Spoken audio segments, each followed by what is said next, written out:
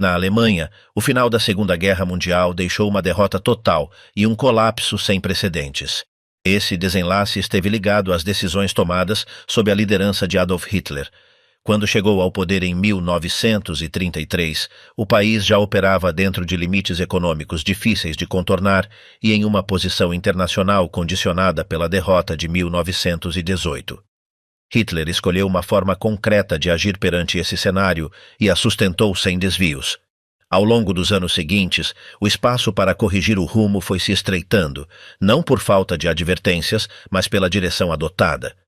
Ao final, o resultado foi uma guerra iniciada em condições que deixavam pouco margem para uma solução prolongada ou estável. Como uma cadeia de decisões políticas terminou levando a Alemanha até esse ponto? Antes de Hitler, uma potência presa em suas próprias limitações. A economia alemã estava desenhada para produzir, transformar e exportar, mas não para se sustentar por si só. Seu crescimento dependia de forma constante do acesso ao exterior. A Alemanha carecia de uma base suficiente de matérias-primas e de uma produção alimentar capaz de cobrir as necessidades de sua população. Para manter seu nível de vida, seu emprego e sua atividade industrial, precisava importar grandes volumes de recursos básicos e, ao mesmo tempo, colocar seus produtos em mercados internacionais. A interdependência não era uma opção estratégica, mas uma condição estrutural. E esse problema se tornou ainda mais evidente após a Primeira Guerra Mundial. A derrota não só teve consequências políticas, mas alterou de forma profunda o marco econômico no qual a Alemanha devia operar. Diferente de 1945, a rendição de 1918 não implicou uma reconstrução total do sistema, mas uma situação ambígua na qual a Alemanha conservava sua base industrial, mas ficava limitada em sua margem de manobra internacional. Nesse contexto, a economia se converteu no principal campo no qual o país podia tentar recuperar influência. Durante os anos da República de Weimar, surgiu uma estratégia que colocava a economia no centro da política externa. Em vez de apostar em soluções de força, esta linha buscava revisar as limitações impostas após a guerra mediante a integração econômica, o comércio e a cooperação financeira. O objetivo era claro: utilizar o peso industrial alemão como alavanca para normalizar sua posição internacional sem recorrer ao conflito. Nesse marco, a emergência da economia estadunidense como força dominante havia transformado o equilíbrio global, convertendo os Estados Unidos em um ator decisivo. Para a Alemanha, estabelecer vínculos financeiros e comerciais com esse país não era apenas uma oportunidade econômica, mas uma forma de compensar sua debilidade política e militar frente a outras potências europeias. O crédito estadunidense, o investimento estrangeiro e a estabilidade monetária eram vistos como ferramentas-chave para sustentar a economia alemã. A estabilização da moeda alemã na década de 1920 e a entrada de capital estrangeiro permitiram um período de relativa prosperidade. Durante esses anos, a Alemanha pôde manter um nível de vida mais alto do que o que teria sido possível se tivesse dependido exclusivamente de um superávit comercial. O sistema funcionava porque o endividamento externo compensava a falta de recursos próprios. No entanto, esta solução tinha um custo oculto. Aumentava a dependência do país em relação às decisões financeiras tomadas fora de suas fronteiras. No final da década de 1920, as tensões acumuladas começaram a se tornar visíveis. O volume da dívida externa cresceu de forma significativa e o equilíbrio entre receitas e obrigações tornou-se cada vez mais precário. A Alemanha não estava em uma posição de colapso, mas sua margem de erro era mínima.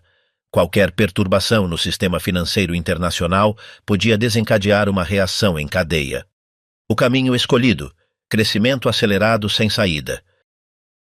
No dia 1 de fevereiro de 1933, apenas 2 dias depois de assumir como chanceler, Adolf Hitler falou pela primeira vez à nação através do rádio.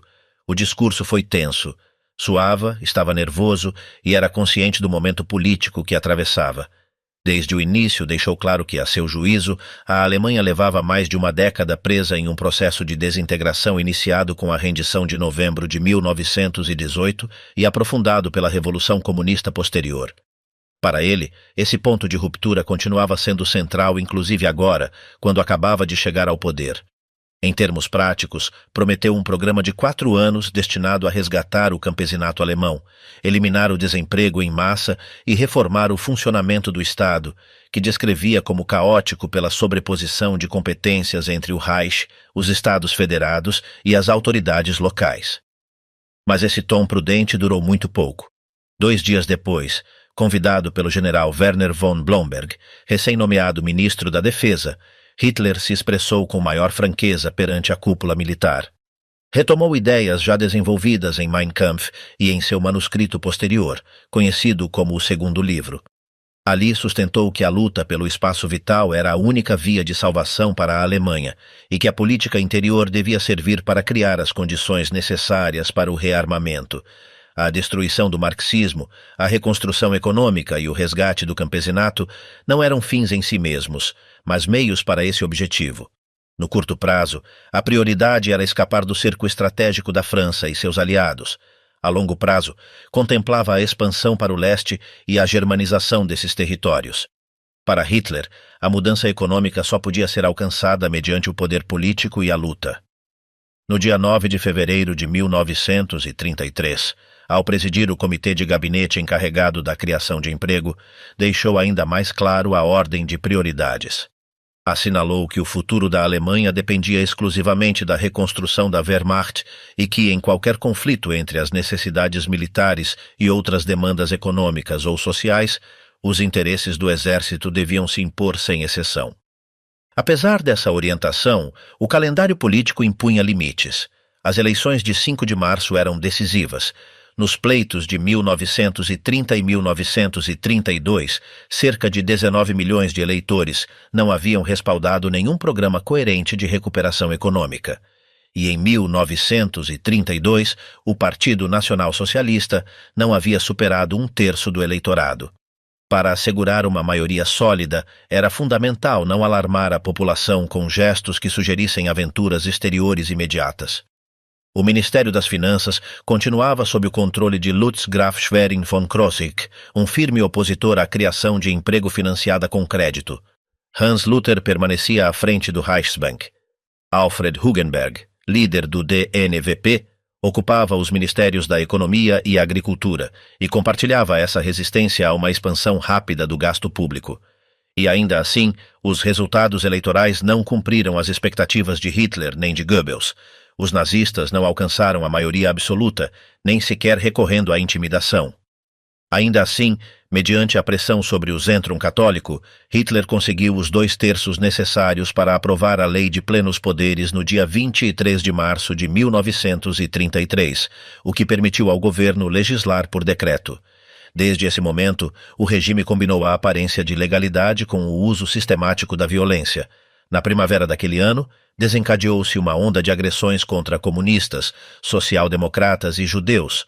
Os sindicatos socialistas, que acreditaram ser possível uma forma de colaboração, participaram na celebração do 1º de maio.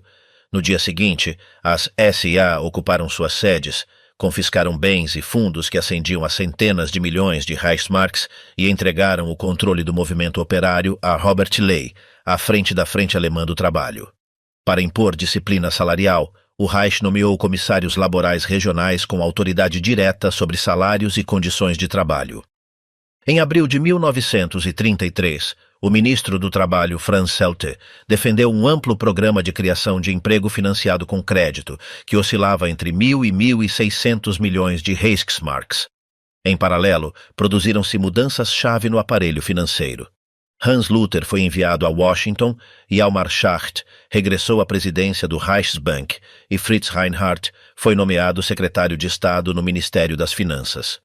O programa que levou seu nome foi aprovado no dia 28 de maio e anunciado oficialmente no dia 1 de junho de 1933. Ascendia a 1.000 milhões de Reichsmarks, uma cifra considerável se levar em conta que o gasto regular do Reich no exercício de 1932 a 1933 havia sido de apenas 1.950 milhões. Os fundos foram dirigidos a assentamentos rurais, construção de estradas e habitação, e financiaram-se mediante crédito. Nesse momento, com cerca de 6 milhões de desempregados e uma indústria que funcionava abaixo da metade de sua capacidade, muitos economistas consideravam possível uma expansão sem risco imediato de inflação. O sistema herdado de Schleicher pagava aos contratados com notas promissórias garantidas por bancos públicos, que logo eram descontadas no Reichsbank com o compromisso de amortizá-las mais adiante mediante impostos ou dívida a longo prazo. A propaganda apresentou os resultados como espetaculares. Na Prússia Oriental, o Gauleiter Erich Koch proclamou o desaparecimento total do desemprego em apenas 6 meses, assegurando que os 130 mil parados registrados haviam sido absorvidos antes de julho de 1933. Na realidade, tratou-se de uma operação propagandística. Hermann Göring concentrou ali uma quantidade desproporcional de recursos e milhares de desempregados foram obrigados a trabalhar em campos de camaradagem. Esse modelo se repetiu em outras regiões, embora a maior parte dos projetos tenha beneficiado zonas rurais. As grandes cidades industriais apenas experimentaram melhoras. Uma parte relevante dos fundos foi desviada às chamadas medidas especiais, que entre 1933 e 1934 somaram uns 230 milhões de Reichsmarks destinados a infraestruturas de caráter militar. Ainda assim, o desemprego continuou baixando durante 1933. Em setembro, o número de parados havia descido abaixo dos 4 milhões, embora existisse o temor de uma subida durante o inverno. Para evitá-lo, lançou-se um segundo programa Reinhardt, com 500 milhões de Reichsmarks para reparações e outros 300 milhões em subsídios hipotecários. Em 1934, não se atribuíram novos fundos para emprego civil. Enquanto isso, o rearmamento avançava com rapidez. No dia 8 de junho de 1933, aprovou-se um plano de armamento valorado em 35 mil milhões de Reichsmarks a executar em 8 anos, o que implicava um gasto anual próximo aos 4.400 milhões, em uma economia cujo rendimento nacional rondava os 43 mil milhões. O gasto militar, que representava ao redor de 1% do rendimento nacional em 1933, aproximou-se de 10% em 1935. Para financiá-lo, o regime recorreu a mecanismos extra-orçamentários. As notas promissórias, MEFO, emitidas por uma empresa de fachada respaldada por grandes consórcios como Krupp e Siemens, permitiram ocultar o volume real do gasto. Em 1934, o desembolso militar alcançou ao menos os 4 mil milhões de Reichsmarks, superando a metade do gasto estatal em bens e serviços, e em 1935 essa proporção elevou-se até cerca de 73%. Ao mesmo tempo, a crise de divisas aprofundou-se. No começo de 1933, as reservas alemãs ainda se situavam em torno dos 800 milhões de Reichsmarks. Para o verão haviam se reduzido à metade e em junho de 1934 descenderam abaixo dos 100 milhões. As importações contraíram-se até representar apenas uma fração mínima dos níveis anteriores a 1931.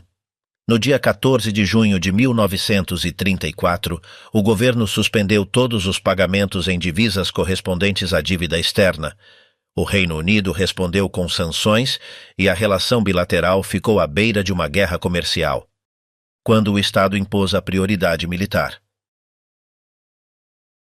Na segunda-feira, 20 de fevereiro de 1933, às 6 da tarde, um grupo de uns 25 empresários foi convocado para uma reunião privada na vila de Hermann Göring, que nesse momento exercia como presidente do Reichstag.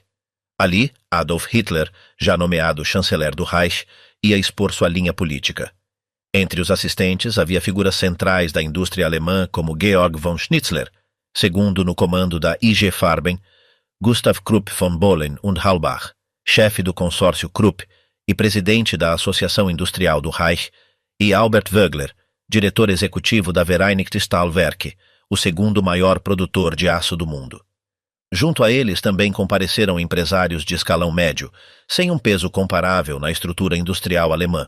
Os convidados foram recebidos primeiro por Göring e por Hjalmar Schacht. Hitler apareceu mais tarde, após uma espera prolongada. Quem esperava uma exposição técnica sobre política econômica não a recebeu. Em lugar disso, Hitler apresentou um discurso centrado na situação política geral e na necessidade de uma mudança radical da ordem existente. Afirmou que a experiência dos anos posteriores à guerra havia demonstrado que a empresa privada não podia manter-se sob um sistema democrático. Segundo ele, a economia devia sustentar-se na autoridade pessoal e na liderança individual, enquanto a democracia e o liberalismo conduziam de forma inevitável à social-democracia e ao comunismo. Hitler declarou que o tempo das divisões internas havia terminado e que o regime não mostraria indulgência com seus inimigos de esquerda. Afirmou que havia chegado o momento de esmagar completamente o adversário político. Explicou que a seguinte fase começaria após as eleições de 5 de março. Se os nacionalsocialistas obtivessem 33 assentos adicionais, as medidas contra os comunistas seriam aplicadas por vias constitucionais. Mas deixou claro que, independentemente do resultado eleitoral, não haveria retirada e que, se as urnas não resolvessem a situação, a decisão se imporia por outros meios. Não aceitou perguntas nem explicou de forma concreta o que esperava dos empresários.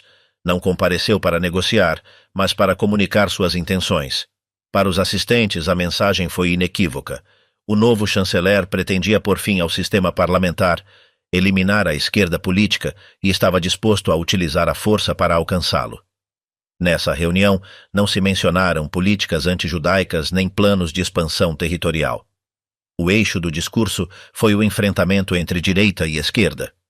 Após a intervenção de Hitler, Göring explicou o motivo imediato do encontro. Assinalou que a indústria alemã tinha um interesse direto na luta contra a esquerda e que, portanto, devia realizar uma contribuição financeira adequada. Indicou que esse sacrifício seria mais fácil de assumir se os empresários entendessem que as eleições de 5 de março provavelmente seriam as últimas durante muitos anos. Gustav Krupp, que havia preparado notas para um debate econômico detalhado, decidiu não apresentá-las. Limitou-se a expressar que todos os presentes coincidiam na necessidade de resolver rapidamente a situação política e que a indústria apoiava um governo forte que garantisse estabilidade para o desenvolvimento econômico. Após este intercâmbio, Hitler e Göring se retiraram e Schacht tomou o controle da reunião. Propôs a criação de um fundo eleitoral de 3 milhões de Reichsmarks para financiar os nacionalsocialistas e seus aliados nacionalistas. Durante as semanas seguintes, Schacht arrecadou contribuições de 17 grupos empresariais. IG Farben realizou a maior doação individual, seguida pelo Deutsche Bank e pela Associação da Indústria Mineira. Também contribuíram empresas do setor elétrico e os organizadores da Exposição Automobilística de Berlim. Estas contribuições permitiram ao partido enfrentar uma campanha eleitoral decisiva em um momento de extrema escassez de fundos. Uma vez consolidado o poder, o regime avançou para uma reorganização profunda da ordem política e social. A eliminação dos contrapesos coletivos permitiu uma concentração vertical da autoridade, enquanto o Estado desmantelou todas as estruturas capazes de agir de forma autônoma, incluídas as organizações paramilitares do próprio movimento nacional-socialista, após a Noite das Facas Longas. O resultado foi uma ampla desmobilização social e a subordinação efetiva da sociedade à cúpula do Estado.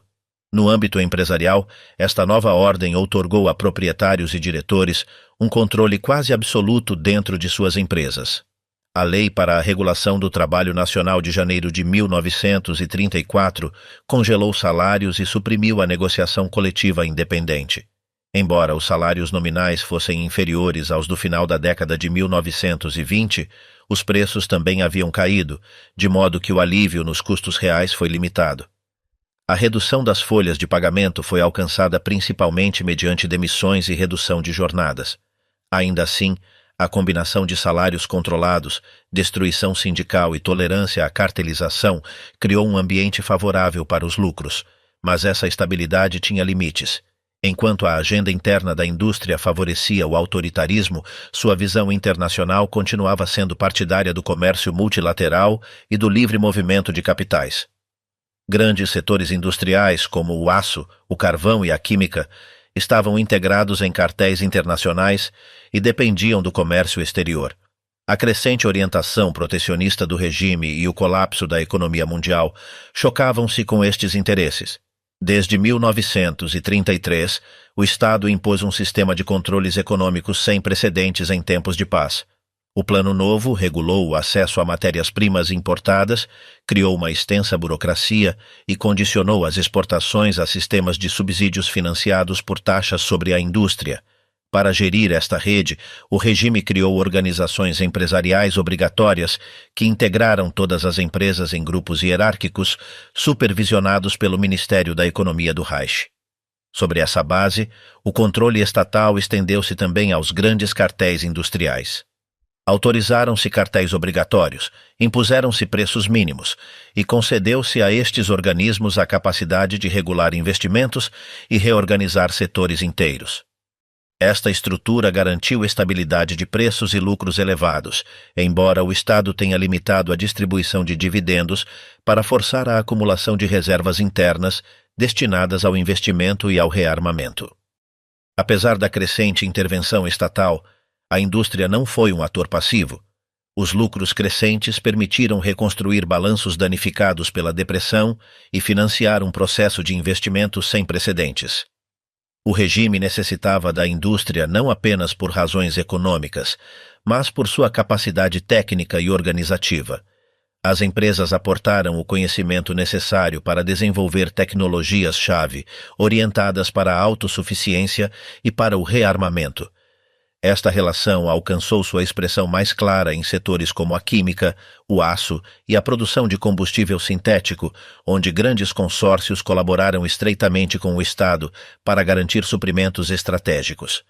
A indústria alemã converteu-se assim em um componente essencial da capacidade produtiva do regime, integrando-se em um sistema onde o lucro empresarial e os objetivos estatais avançavam de forma paralela. O início do relógio. Visto com distância, o descenso para a guerra não começou em 1939, mas 4 anos antes. Em outubro de 1935, a Itália lançou um ataque sem provocação contra a Abissínia. Para maio de 1936, o imperador Haile Selassie havia sido forçado ao exílio, e o território ficou sob um regime de ocupação que provocou a morte de centenas de milhares de etíopes. Pouco depois, em julho de 1936, oficiais de direita sublevaram-se contra o governo da Frente Popular na Espanha e o país ficou preso em uma guerra civil sangrenta. Ao mesmo tempo, na Ásia, o equilíbrio político japonês se rompeu quando o primeiro-ministro Okada Keisuke foi substituído pelo ministro do Exterior Hirota Koki, favorável à guerra. Em 1937, o conflito aberto regressou à China. A Alemanha não deixou dúvidas sobre sua posição dentro desta polarização crescente. Hitler respaldou Mussolini na África e aproveitou a distração da França e Grã-Bretanha para enviar tropas ao Reno, violando abertamente o Tratado de Versalhes. Durante o verão de 1936, aviões de transporte alemães trasladaram Franco e suas tropas de Marrocos à Península Espanhola. Pouco depois, a Legião Condor entrou em combate sobre Madrid. Em novembro desse mesmo ano, a Alemanha selou uma aliança com o Japão mediante o Pacto Anti-Comintern. A ameaça de guerra era tão evidente que o principal mercado mundial de seguros, Lloyd's de Londres, deixou de oferecer cobertura contra conflitos armados antes de terminar 1936. A questão já não era se existia perigo, mas se a guerra podia ser evitada. França e Grã-Bretanha tentaram fazê-lo, não porque se considerassem débeis, mas porque temiam que um conflito beneficiasse sobretudo os Estados Unidos, a União Soviética e o Japão. A resposta ocidental teve 3 eixos. O primeiro foi reforçar sua capacidade defensiva frente ao rearmamento alemão.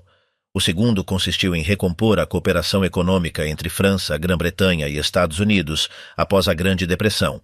O terceiro foi buscar um pacote de concessões que integrasse Hitler em um acordo de paz duradouro. Após a reeleição de Roosevelt em novembro de 1936, reativou-se a ideia de uma conferência europeia para tratar desarmamento, comércio e colônias. No entanto, Londres preferiu avançar passo a passo e apenas negociar a partir de uma posição militar segura. Depois da crise do Reno, o regime nazista começou a projetar uma imagem de normalidade. Os Jogos Olímpicos de Berlim em 1936 e a Exposição de Paris no ano seguinte mostraram uma Alemanha ordenada perante o exterior.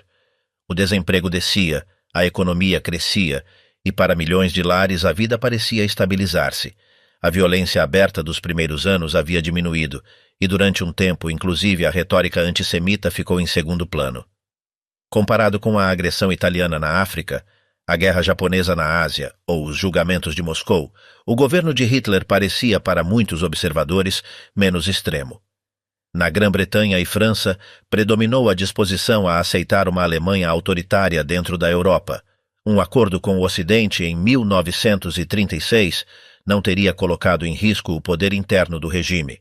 Também teria sido aceito pela maioria dos alemães, que temiam profundamente outra guerra europeia e teriam visto com alívio uma estabilização do status quo. Dentro da economia alemã, a atenção começava a deslocar-se do mercado interno para o comércio exterior. O principal problema era o acesso a matérias-primas, que dependia de aumentar as exportações. Na primavera de 1936, existiam sinais favoráveis. Várias economias importantes estavam se recuperando. Apenas os países do Bloco do Ouro, encabeçados pela França, continuavam estagnados. Apesar destas oportunidades, Hitler rejeitou qualquer aproximação. Interpretou os governos da Frente Popular na França e Espanha como sinais de uma ofensiva comunista global. Em 1936, os temas centrais de sua visão antissemita regressaram com força. Para Hitler não havia espaço para o compromisso. Respaldado por Göring e pelo exército, evitou as propostas ocidentais que buscavam frear o rearmamento em troca de concessões econômicas. Em privado, desde o verão de 1936, Hitler foi direto. Queria preparar a Alemanha para a guerra. Não havia abandonado seu objetivo central de expandir o espaço vital alemão e sabia que isso implicava um conflito armado. Sua intenção era maximizar as probabilidades de êxito mediante uma preparação econômica e militar sistemática.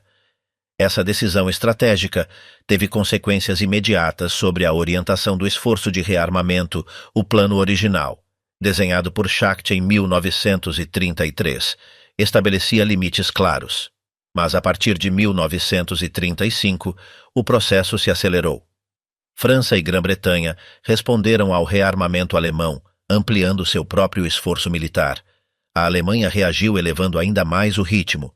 O tamanho do exército planejado cresceu rapidamente e impulsionou-se uma modernização que priorizava tanques e aviação. As consequências econômicas foram imediatas. As forças armadas exigiram volumes de matérias-primas importadas muito superiores aos do ano anterior. Ao mesmo tempo, as reservas de divisas se esgotavam.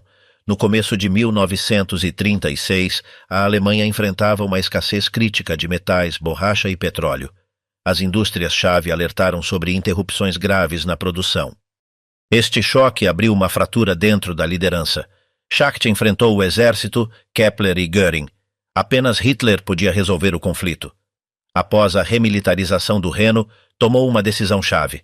No dia 4 de abril de 1936, nomeou Göring comissário especial para matérias-primas e divisas. Sua missão não era equilibrar necessidades civis e militares, mas garantir a preparação bélica contínua. Durante os meses seguintes, Göring impulsionou uma virada radical. Discutia-se abertamente a possibilidade de guerra imediata. Os planos militares ampliaram-se ainda mais. O exército projetou uma força enorme, que exigia uma mobilização industrial sem precedentes.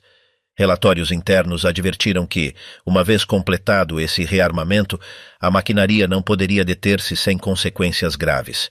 Se não se utilizasse o exército, o sistema colapsaria. A questão da guerra deixou de ser abstrata. No verão de 1936, Hitler redigiu pessoalmente um memorando decisivo. Nele afirmou que o exército devia estar pronto em 4 anos e que a economia devia ser apta para a guerra no mesmo prazo. Rejeitou qualquer solução baseada no comércio internacional e exigiu acelerar a substituição de importações, sem considerar custos nem obstáculos técnicos. Este documento selou o rumo. Não haveria desvalorização nem moderação do rearmamento. Göring recebeu poderes extraordinários para dirigir o plano quadrienal. No final de 1936, a economia alemã começou a operar como se a guerra fosse iminente. A atribuição de aço, matérias-primas e trabalho ficou sob controle central. A tensão entre objetivos militares e limites econômicos já não podia ser ocultada. Em 1937, o sistema começou a mostrar rachaduras. A escassez de aço obrigou a racionamentos estritos. Grandes programas ficaram atrasados. O rearmamento não avançou ao ritmo esperado. Por única vez no período prévio à guerra, o gasto militar deixou de crescer de forma significativa. A partir desse momento, a margem de manobra reduziu-se. O relógio havia começado a correr. O impacto do Anschluss: mais poder, menos margem de manobra. Na manhã de 11 de março de 1938, uma reunião rotineira do Comitê Comercial da IG Farben transformou-se de forma repentina em algo completamente diferente. O que até esse momento se discutia como uma possibilidade remota, o chamado Caso M, ou seja, as medidas a adotar perante uma emergência militar, deixou de ser um exercício teórico. Antes das 10 da manhã, começaram a chegar notícias inquietantes. Da Deutsche Gasoline AG, uma filial do grupo, informou-se que haviam sido dadas instruções para reabastecer todas as estações de serviço na Baviera e em outras zonas do sul da Alemanha, próximas à fronteira tcheca. Pouco depois, de Burghausen comunicou-se que numerosos trabalhadores já haviam sido convocados às fileiras. A mobilização na Baviera estava em marcha. Sem informação oficial até o cair da noite, os diretores não sabiam se, junto à entrada na Áustria, que já se dava por certa, também se produziria um avanço rápido contra a Tchecoslováquia, com todas as implicações internacionais que isso acarretaria. Chamou-se com urgência a delegação da IG Farben, que viajava a Cannes para negociar um cartel internacional do molibdênio. Nesse contexto, a discussão sobre matérias-primas adquiriu um significado completamente novo. O que até então havia sido tratado de forma abstrata, percebeu-se de golpe como uma ameaça imediata. A anexação da Áustria começou nesse mesmo 11 de março e ficou consumada 2 dias depois. Foi um golpe clássico de política externa, comparável à remilitarização do Reno em 1936. Desde o final de 1937, a agressão alemã contra a Tchecoslováquia já estava sobre a mesa e a Áustria representava um passo lógico para alterar o equilíbrio de poder na Europa Central. A pressão sobre Viena havia se intensificado desde o começo de 1938. A Itália havia deixado claro que estava concentrada no Mediterrâneo e que não tinha interesse em defender a independência austríaca. Hitler primeiro submeteu o chanceler Kurt Schuschnigg a uma série de ultimatos e depois aproveitou o erro de convocar um referendo sobre a independência. Para impedi-lo, a Wehrmacht realizou uma mobilização parcial e ocupou o país com o apoio do partido nazista local. As demais potências europeias não tiveram margem de reação. Do ponto de vista econômico, a Áustria supôs um reforço imediato, embora limitado. A anexação acrescentou menos de 8% à produção industrial alemã. Sua indústria pesada era reduzida, mas incluía um ativo-chave, a Österreichische Alpine Montangesellschaft, proprietária do Erzberg, uma enorme montanha de minério de ferro de alta qualidade. Em lugar de integrar-se nos grandes consórcios privados do aço, este ativo foi absorvido pelo Reichswerke Hermann Göring, o que estendeu a influência econômica alemã para o sudeste da Europa. No entanto, o benefício principal foi a incorporação de uma mão de obra subutilizada. A anexação acrescentou mais de 400 mil pessoas desempregadas ao registro alemão, ampliando de forma notável a reserva laboral disponível. No plano externo, o impacto foi ambíguo. A longo prazo, a Áustria compartilhava os mesmos problemas estruturais que a Alemanha: dependência de importações de alimentos e matérias-primas e dificuldades para sustentar exportações suficientes. Uma recuperação sustentada só poderia agravar os problemas de balanço de pagamentos. A curto prazo, no entanto, a imposição dos controles de divisas alemães permitiu um confisco massivo de reservas. Apenas o Banco Central Austríaco aportou centenas de milhões em ouro e moeda estrangeira. No total, o espólio duplicou as reservas alemãs, justo quando a situação externa era crítica. As reservas privadas já haviam sido esgotadas e a queda do comércio mundial na primeira metade de 1938 agravou o déficit. Durante alguns meses, a anexação aliviou uma pressão que, de outro modo, teria obrigado a cortes imediatos. Além do aspecto financeiro, o Anschluss transformou a posição estratégica alemã. Viena voltou a converter-se no centro dos intercâmbios do Sudeste europeu. Países como Hungria e Iugoslávia incrementaram de forma drástica sua dependência comercial da Alemanha. A Tchecoslováquia, em contrapartida, ficou praticamente cercada. Embora a ocupação tenha sido pacífica e a reação ocidental moderada, o temor de uma guerra europeia começou a materializar-se. Em Praga, viveram-se semanas de pânico. Rumores de uma ofensiva iminente levaram a mobilizações e a advertências diplomáticas de Londres e Paris. Nesse contexto, as exigências militares terminaram por impor-se sobre o Plano Quadrienal, que deixou de operar como um instrumento de planejamento e passou a funcionar como um mecanismo de emergência. As previsões de produção sintética de combustível, explosivos e pólvora ficaram subordinadas a ordens excepcionais com prioridade absoluta. Concentraram-se recursos na indústria química e aeronáutica e redistribuíram-se de forma coercitiva as atribuições de aço para o setor militar. No verão de 1938, esta reorientação traduziu-se em que mais de 40% da produção siderúrgica alemã ficasse absorvida pelo rearmamento e pela autarquia. Os cortes aplicaram-se de maneira abrupta. A construção civil foi praticamente paralisada. Restringiu-se o crédito hipotecário e desviaram-se as poupanças privadas para o financiamento estatal. O sistema ferroviário, privado de aço e material, começou a colapsar sob a pressão combinada da economia e das necessidades militares. Atrasos, avarias e racionamentos tornaram-se visíveis inclusive para a população. Essa mesma pressão transferiu-se diretamente ao mercado laboral. O desemprego praticamente havia desaparecido e a escassez de mão de obra era generalizada. O congelamento de salários impedia uma reatribuição espontânea para os setores prioritários, pelo que o Estado avançou para a mobilização administrativa do trabalho. Introduziram-se registros exaustivos e decretos que permitiam reatribuir trabalhadores conforme as necessidades do Reich. Embora a coerção direta não tenha sido a norma, o princípio havia ficado estabelecido. Se o rearmamento o exigisse, o Estado podia intervir na vida laboral de qualquer indivíduo. A agricultura foi um dos setores mais afetados. A fuga de trabalhadores para a indústria e a construção deixou o campo com uma escassez crítica. As colheitas dependeram cada vez mais de mão de obra auxiliar, incluídos jovens e soldados. O temor de uma crise alimentar pesou de forma significativa nas decisões políticas do verão de 1938. Todo o sistema funcionava já sob uma pressão constante, sem margem para absorver novos golpes. 1939. Não havia nada a ganhar esperando. Poucos dias depois do Acordo de Munique, o Departamento Econômico do Reichsbank redigiu um memorando interno que nunca saiu da instituição, mas que marcou o encerramento definitivo de uma etapa. Nesse documento afirmava-se que, com a incorporação de Sudetenland ao Reich, Hitler havia culminado uma tarefa sem precedentes. Em menos de 5 anos, a Alemanha havia recuperado sua liberdade militar, o controle soberano de seu território e havia integrado o Saare, a Áustria e Sudetenland.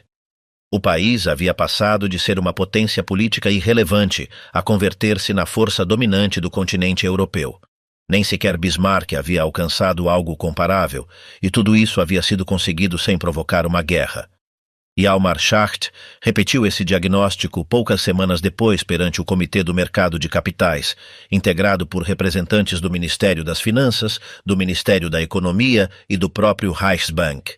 Ali afirmou sem rodeios que a Alemanha se encontrava já no limiar da inflação. Desde a primavera de 1938, as finanças do Reich avançavam para o desastre. O Ministério das Finanças sobrevivia dia a dia e o Banco Central havia sido obrigado a criar dinheiro de forma inflacionária. Para o Reichsbank, esse ponto marcava uma virada histórica. Em termos políticos, a Alemanha já não tinha reivindicações territoriais pendentes na Europa. Após Munique, Hitler havia se declarado satisfeito. Segundo o Banco Central, essa mudança devia refletir-se agora na política monetária. A moeda devia deixar de sustentar uma política expansiva de poder e passar a respaldar uma etapa de construção pacífica. O desafio era comparável ao que haviam enfrentado Frederico o Grande após a Guerra dos 7 Anos. Pio depois das guerras napoleônicas ou Mussolini após a Abissínia. Transformar uma economia de guerra em uma economia de paz. O Reichsbank advertia que esse trânsito não estaria isento de riscos. Continuar financiando o gasto estatal mediante expansão monetária só aumentaria o excesso de poder aquisitivo, que unicamente podia conter-se ampliando um aparato de controle cada vez mais pesado. Isso implicaria uma deterioração contínua do nível de vida, cujas consequências políticas e sociais não era necessário detalhar. Em lugar de reforçar os diques, era necessário reduzir a pressão que se exercia sobre eles. A solução proposta consistia em drenar o excesso de liquidez mediante bônus a longo prazo e, sobretudo, aumentar rapidamente a produção de bens de consumo. Apenas uma oferta real de produtos podia absorver parte do poder aquisitivo acumulado.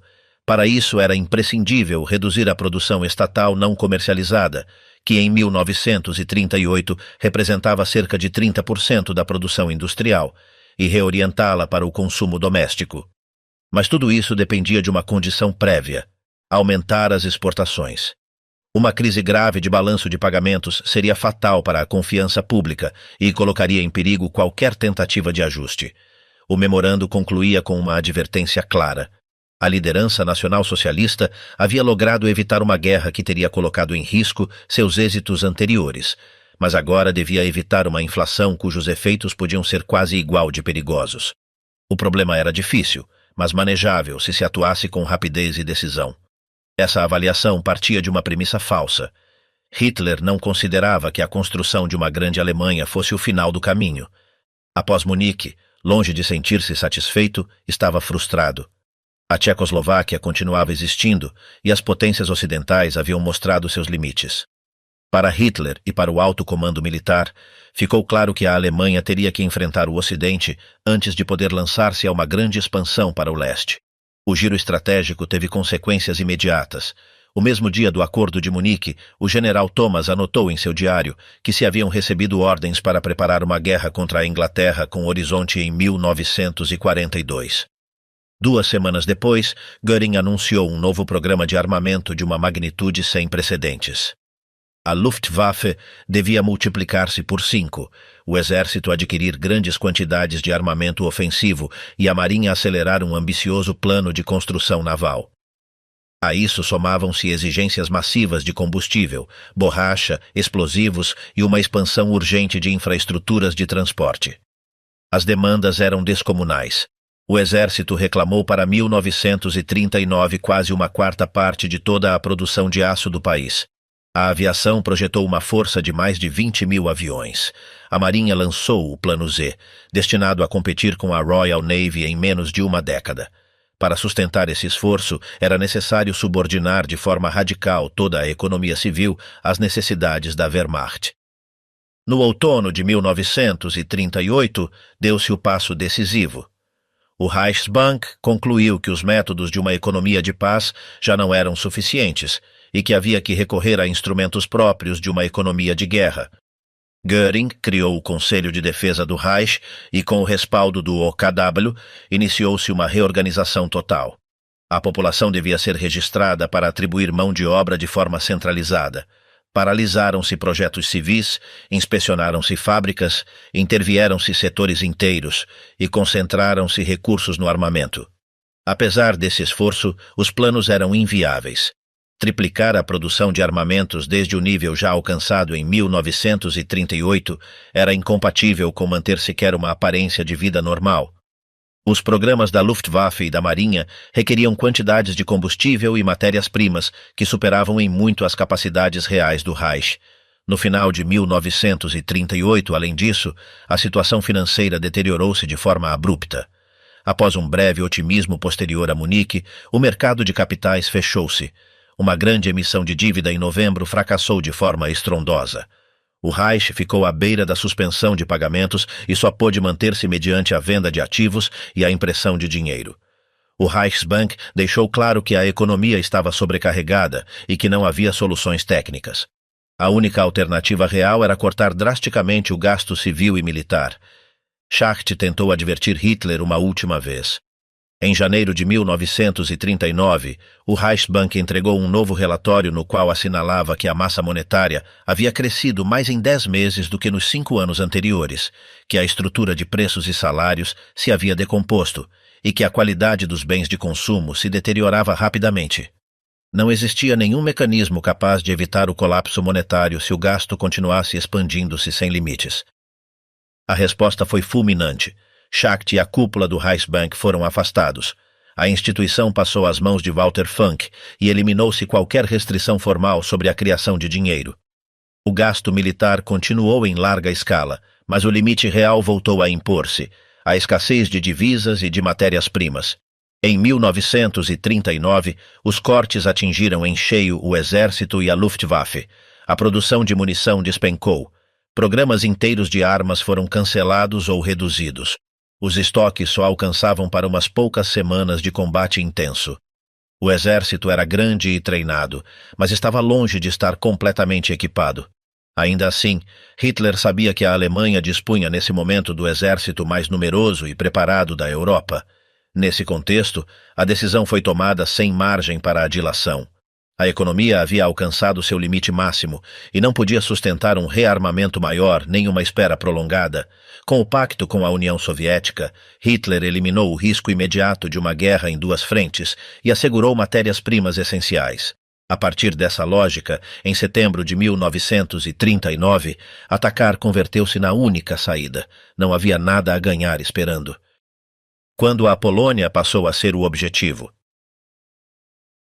No final de março de 1939, após seu regresso de Memel, Hitler começou a assumir que a Polônia não aceitaria seu plano.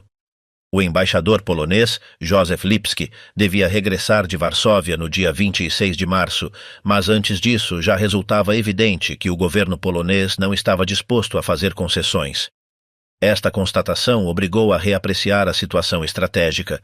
Desde fazia tempo, contemplava-se uma ação limitada em torno de Danzig, mas qualquer recurso à força implicaria quase com certeza um alinhamento polonês com a Grã-Bretanha. A mobilização polonesa de 23 de março reforçou essa leitura. Em consequência, a Polônia passou a ser considerada um obstáculo político que devia ser neutralizado, o que implicava avançar a fronteira alemã para o interior do país. Não se tratava de uma operação imediata, mas o exército devia começar a preparar os cenários correspondentes. Hitler expôs estas ideias no dia 25 de março em uma conversa com o general Walter von Brauchitsch, comandante em chefe do exército. Brauchitsch não atuou. Quem tomou a iniciativa foi Wilhelm Keitel, chefe do OKW, o Alto Comando das Forças Armadas. Existia desde fazia tempo uma disputa entre o OKW e o Estado-Maior do Exército, o OKH, sobre quem devia emitir as diretrizes estratégicas gerais. Keitel, respaldado por outros oficiais completamente leais a Hitler, aproveitou a ocasião para impor a autoridade do OKW.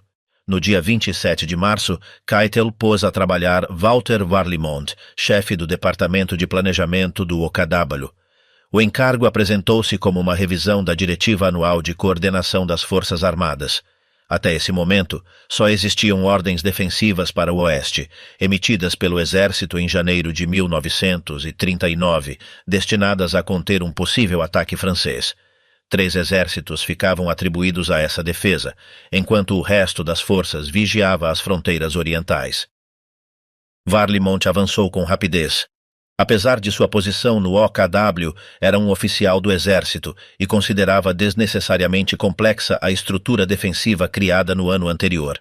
Contatou Heinrich von Stupnagel, subdiretor do Estado-Maior do Exército, e juntos redigiram uma nova diretiva de forma que o Exército mantivesse margem de manobra em sua execução. No final de março, o primeiro rascunho estava pronto. Constava de 3 partes: medidas contra ataques surpresa, guerra contra a Polônia sob o nome de Fall Weiss e uma ação limitada contra Danzig. Quando Keitel apresentou o texto a Hitler, apenas a parte referida à Polônia estava terminada. O documento foi datilografado em letra grande e levado pessoalmente à chancelaria do Reich. Entre o dia 25 e o dia 31 de março, a situação política deteriorou-se rapidamente. Lipski rejeitou a última oferta alemã. O ministro polonês Josef Beck transmitiu uma advertência solene sobre Danzig. Ao mesmo tempo, Hitler começou a endurecer sua postura. No dia 27 de março, Joseph Goebbels anotou que os poloneses eram inimigos por natureza. Pouco depois, chegou a notícia da garantia britânica à Polônia.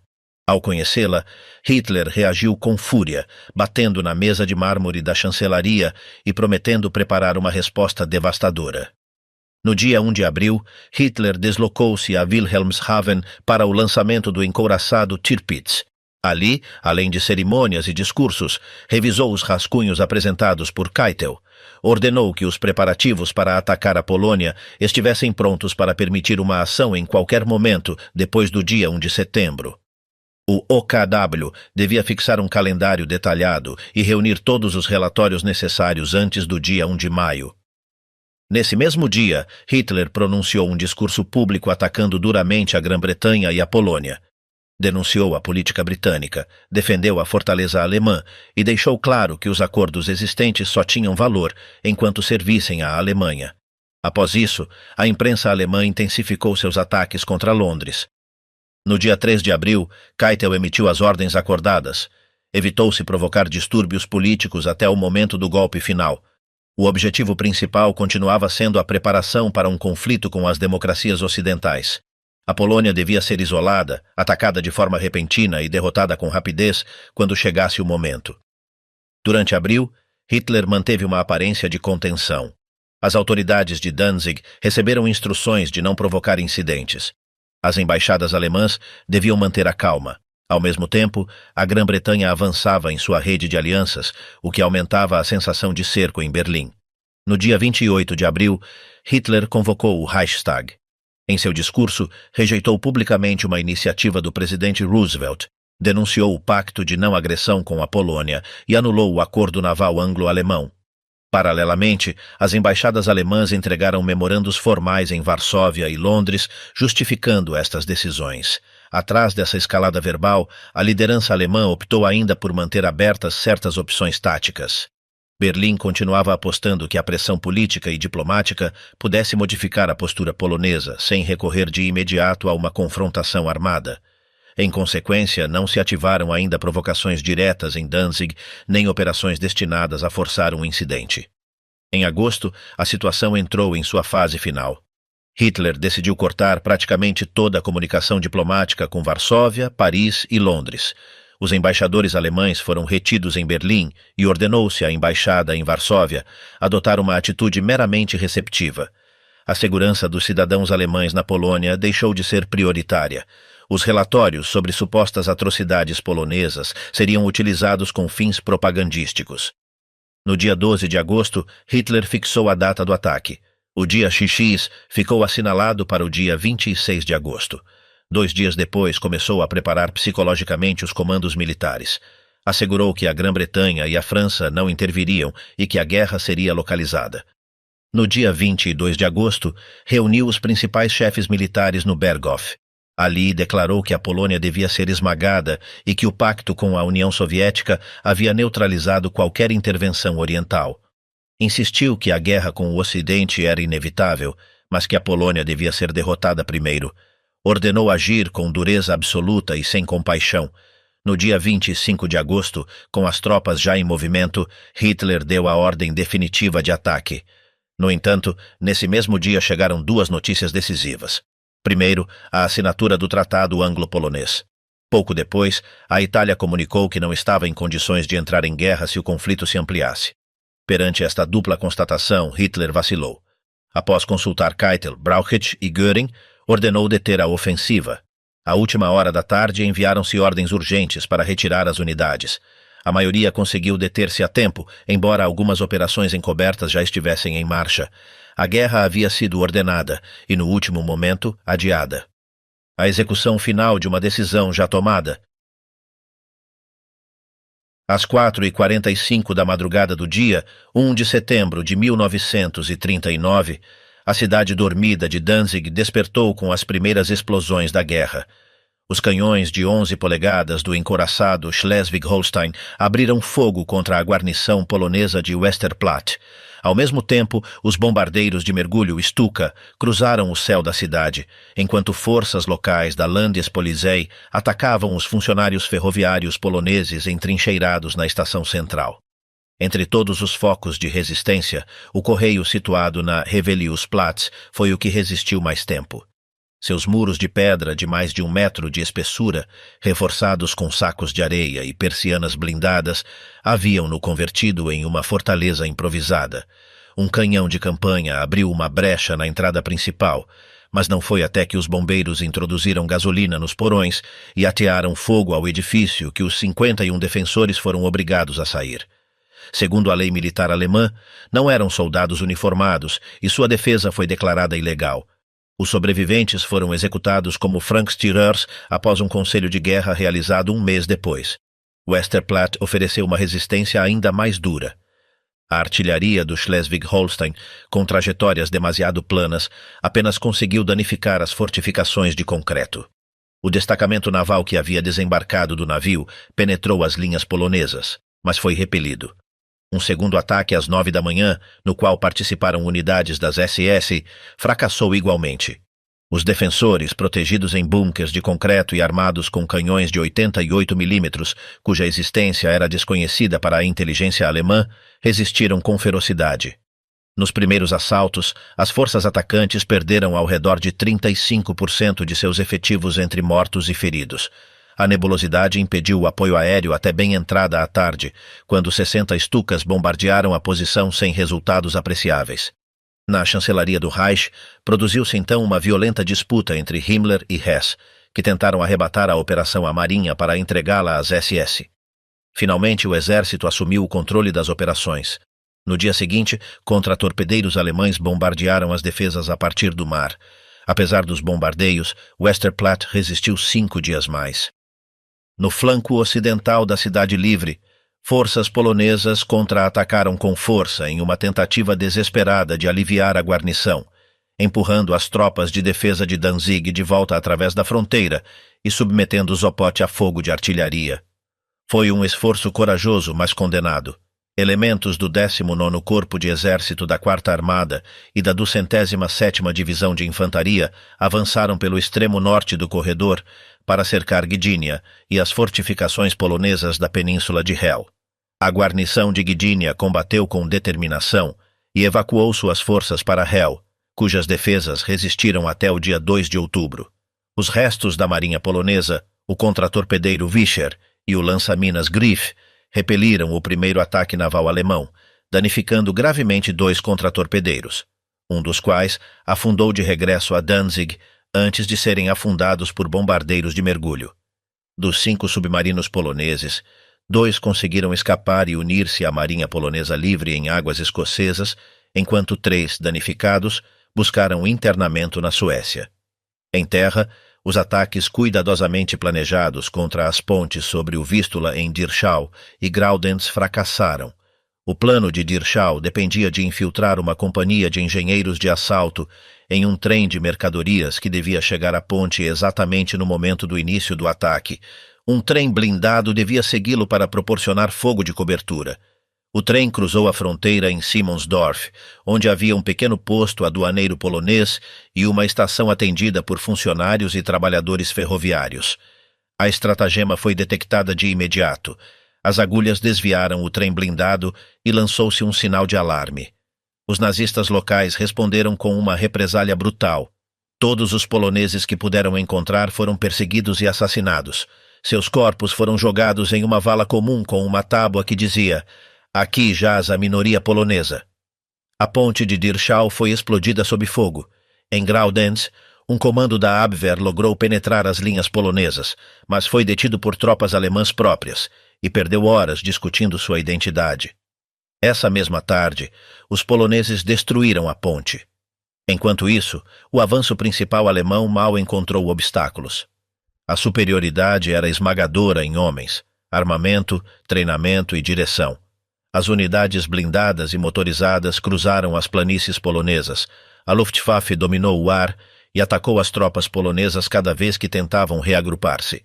Atrás avançavam as forças policiais de Heydrich, impacientes perante a lentidão com que se julgava e executava os chamados criminosos poloneses. A primeira vítima da guerra morreu inclusive antes do início do fogo. Chamava-se Franz Honiok, um vendedor de maquinaria agrícola detido no dia 30 de agosto e selecionado como conserve para uma provocação. Na noite de 31 de agosto foi dopado por um médico das SS e levado inconsciente à emissora de rádio de Gleiwitz. Ali, um comando das SS simulou um ataque polonês. A tentativa de emitir uma mensagem foi desajeitada e breve. Após alguns minutos, Honiok foi executado e seu corpo abandonado no lugar. Outros cadáveres procedentes de Sachsenhausen foram utilizados para reforçar a cena. O episódio durou cerca de 13 minutos. Foi difundido pela imprensa alemã, mas logo ficou enterrado até reaparecer em Nuremberg em 1946. Em Berlim, desde o meio-dia de 31 de agosto, a chancelaria encheu-se dos homens mais próximos a Hitler. Goebbels, Himmler, Göring, Ribbentrop, Keitel e Brauchitsch moviam-se entre um ir e vir constante. Hitler assinou nessa noite a diretiva número 1 para a condução da guerra. Declarava esgotadas todas as vias políticas e ordenava agir pela força, insistindo em que a responsabilidade do conflito devia recair sobre a Grã-Bretanha e a França. Às 5h40 da manhã, a rádio de Berlim transmitiu a proclamação de Hitler à Wehrmacht. Pouco depois, o Reichstag reuniu-se. Hitler falou com visível nervosismo, repetindo acusações contra a Polônia e proclamando a força alemã. A reação foi fria. Em Danzig, o Gauleiter Forster tomou o controle, anulou a constituição local e proclamou a incorporação ao Reich. Em Londres, as primeiras notícias chegaram fragmentadas. Relatórios de bombardeios sobre Cracóvia, Katowice e Varsóvia acumularam-se durante a manhã. O gabinete britânico reuniu-se em meio à confusão e incredulidade. Ainda assim, ordenou-se a mobilização, o controle de alimentos e a censura. A evacuação de civis começou segundo planos já preparados. A noite do dia 1 para o dia 2 de setembro esteve marcada por tentativas desesperadas de mediação. Em Paris, o governo francês vacilou entre a guerra e uma conferência. Em Roma, Mussolini decidiu manter-se à margem. Em Berlim, a maquinaria continuava avançando. Às 5 da manhã do dia 3 de setembro, o ultimato britânico foi entregue em Berlim. Dava de prazo até às 11 para deter a agressão e retirar as tropas da Polônia. Não houve resposta. Às 11, a Grã-Bretanha entrou em guerra com a Alemanha. Pouco depois, a França apresentou seu próprio ultimato. Às 5 da tarde também entrou em guerra. Esse mesmo dia, um submarino alemão afundou o SS Athenia, causando 128 mortos. Em Londres, Neville Chamberlain falou pelo rádio com uma voz cansada e grave. Anunciou que o país estava em guerra. Em Berlim, Hitler permaneceu em silêncio. A última porta havia se fechado.